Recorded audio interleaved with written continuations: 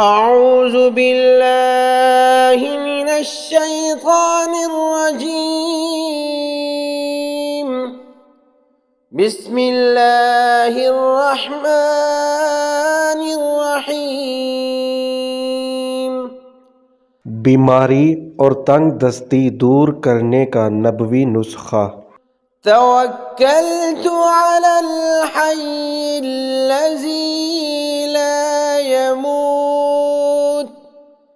الحمد لله الذي لم يتخذ ولدا ولم يكن له شريك في الملك ولم يكن له ولي من الذل وكبره تكبيرا. توكلت على الحي الذي لا يموت.